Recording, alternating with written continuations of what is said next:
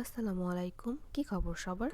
আজকে আমি যে ফেস প্যাকটি শেয়ার করব এটি শুধুমাত্র তৈলাক্ত ত্বকের ব্রণ দূর করার জন্য। তৈলাক্ত ত্বকে যেন ব্রণ না হয় সেজন্য, এবং ত্বকের তৈলাক্তটাও দূর হয়ে যাবে ইনশাল্লাহ।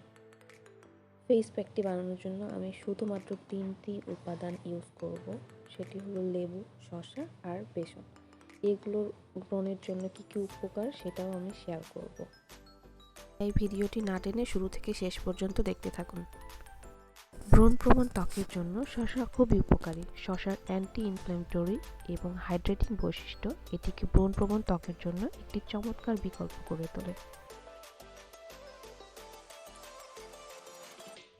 ব্রণ কমাতে সাহায্য করে লালতা এবং ব্রণের সাথে যুক্ত ফোলা দাগ কম লক্ষণীয় করে তোলে।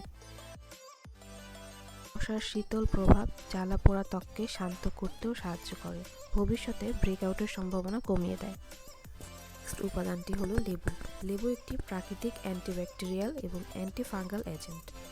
এটি ব্রণ এবং পিম্পলের জন্য খুবই কার্যকর। লেবুতে থাকা সাইট্রিক অ্যাসিড ব্রণ সৃষ্টিকারী ব্যাকটেরিয়াকে মেরে ফেলে এবং ত্বকের মৃত কোষগুলোকে এক্সফোলিয়েট করে, যা ছিদ্র আটকে দিতে পারে। নেক্সট উপাদানটি হলো বেসন। বেসন ত্বকে জমে থাকা ময়লা মরা কোষ পরিষ্কারের পাশাপাশি অতিরিক্ত তেলও পরিষ্কার করে দেয়। পাশাপাশি তেল নিঃসরণও নিয়ন্ত্রণে রাখে। ব্রণের দাগ তুলতে বেসনের সঙ্গে শসার রস আমি ইউজ করেছি, লেবু ইউজ করেছি। এই ফেস প্যাকটি খুবই কার্যকর। এই ফেস প্যাকটি বানাতে আমি লেবু এবং শসা গ্রেট করে নিয়েছি আর সাথে নিয়েছি বেসন। ফার্স্টেই আমি একটি পরিষ্কার বোল নিয়ে নিয়েছি। এখানে আমি 1 টেবিল স্পুন শসার রস ইউজ করছি। তারপর আমি অ্যাড করছি 1 টেবিল স্পুন লেবুর রস। দেন আমি অ্যাড করছি 1 টেবিল স্পুন বেসন। সব ইনগ্রিডিয়েন্টসগুলো খুব ভালোভাবে মিক্স করব।